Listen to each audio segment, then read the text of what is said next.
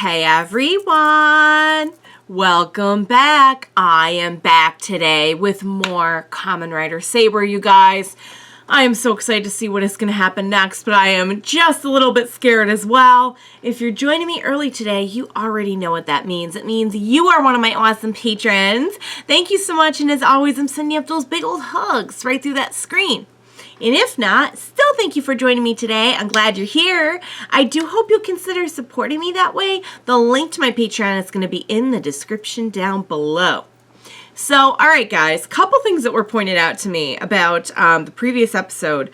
One is that it's not a good thing that Touma is the only one fighting these, like, human-turned Megiddos.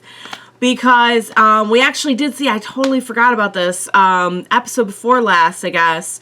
They turned a couple of people. They used the books on a couple of people, not just the kid that we saw. Or maybe it was a couple episodes ago. They used the books on, like, a few different people. So while we've been fighting to save, like, one person, what happened to those other individuals? Did they not make it? Did they, we don't really know. They haven't followed up on that, but that is an excellent point that I had totally forgotten about. That the boy, what was his name? Was it Shingo? The king, you know, guys, the king.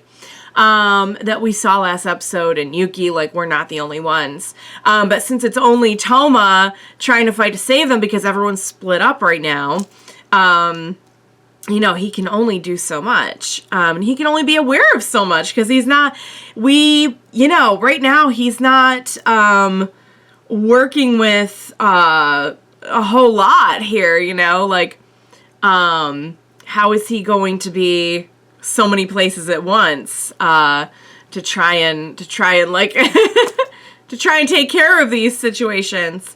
The other thing is, and this is true, and they did mention this, and I kind of just got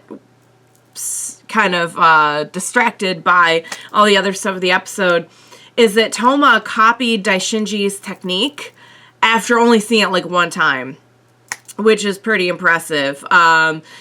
So is that a Touma thing? Is that a Saber thing? Is it both? I don't know. Like, is that... there must be a reason for that, right? That they would focus on that.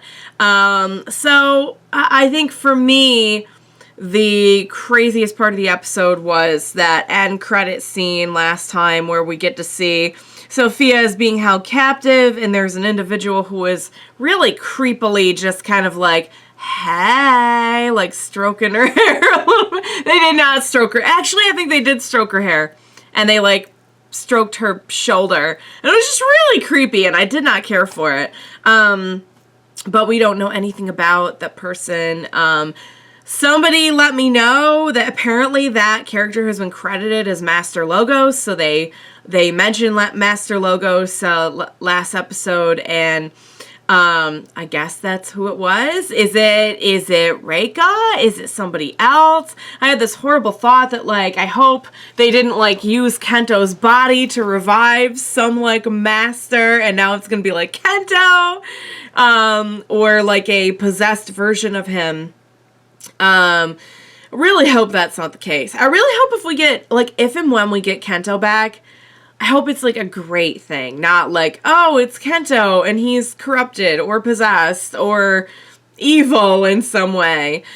Speaking of being corrupted, possessed, and evil, Ren is really just, I get how he's angry and upset, but my lord, when you are fighting in sync with Megiddos, yeah, no, that's not, that, you might want to, like, reassess where you're at, where your head is at, when that starts, because, a few people have mentioned, will he make it out of this still a good guy?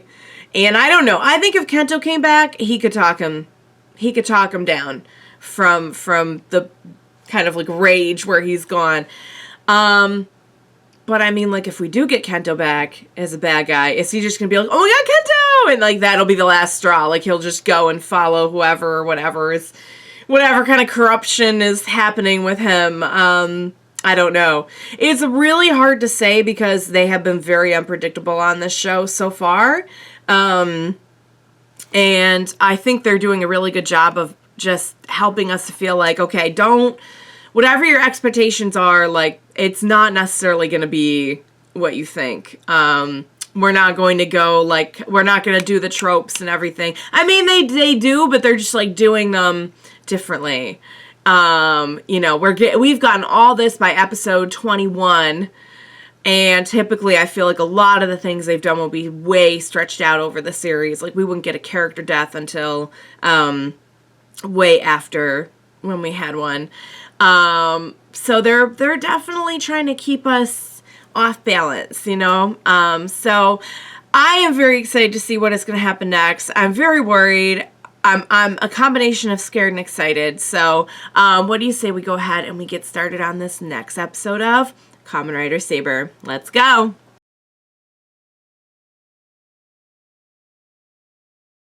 Alright, you guys. That was awesome. So many things happening in that episode. First of all, thank God we have someone helping out Touma. You know, those burdens, yes, are very much a part of what makes them swordsmen, but the burdens aren't so terrible when you share them with friends, and I think maybe that's the point they're trying to make.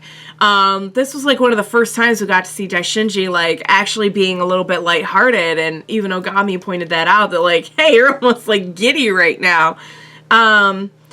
Also, we just got reminded how, or I got reminded how, Yuuri is able to like be in the same plane of existence or whatever as Tassel. I kind of assume that Tassel's like not in this world. He's kind of watching it from the outside, in another dimension or reality or something. Yuuri, we were reminded, is able to cross over into that, if that's the case. That's kind of what I had assumed. And seems to be, like, friends with Tassel, seeing as how, like, they borrow books from each other, and then Tassel lost the book. But no worries, it all worked out, because we got ex-Swordman, and I'll tell you what, guys, that was so cool. I knew from the moment that he started reading Swordman that at some point we were going to get a Swordman inspired form. And I'm just loving how the moves play out for that. You know, they all look like scenes from a comic book. I love how the form looks. Again, like, it looks very like stained glass to me, in addition to looking like an inked kind of older style comic book. Very, very, very fun. We're learning a lot about Touma, because Touma felt something important in the blade. Daishinji felt something important in the blade. And for a second, the blade started to separate the human from Megiddo.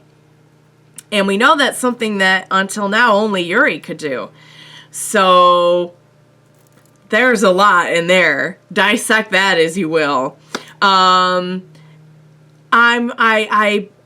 I'm hoping that this is the first of many people to kind of defect and follow Touma. Ogami knows firsthand why Daishinji's doing it, and she's like, cool, not gonna get in your way, you have your reasons.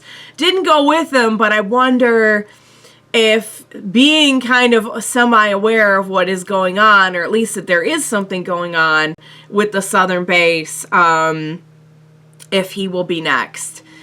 Rinchiro is going to be a harder sell. Ren, I don't even know. Like I said, it's been postulated that perhaps he won't even end up on the good side of things. Although that's kind of another thing. Like, knowing the organization has a shady element, can we really have the hard line in the sand of good and bad in the series, which is kind of an interesting concept in and of itself. I will point out one really cool thing that was left in my comments, that what if Sophia is an older Luna, which I think would be really interesting. I never thought of that, and I think that's so cool. So, all right, guys, I love it. We're finally making some progress. Feels like there's some light at the end of the tunnel. We got a new form. It was amazing. We're getting some info now about Touma. And there's definitely something. We knew there was something about him because he was chosen, but, you know, I think there is something beyond, or at least like some sort of actual physical manifestation of the fact that Touma is a good, special person. So I think that that could be the reason, but I think that there is going to be some kind of actual like manifestation of that we see, that we're getting little hints of in this episode. So, all right, guys, I loved it. It was so good. I hope you enjoyed watching along with me. I cannot wait to see what is going to happen next. As always, thank you so much for joining me today, you guys. Please be sure to join me next time, and we will watch it together. Bye for now, guys.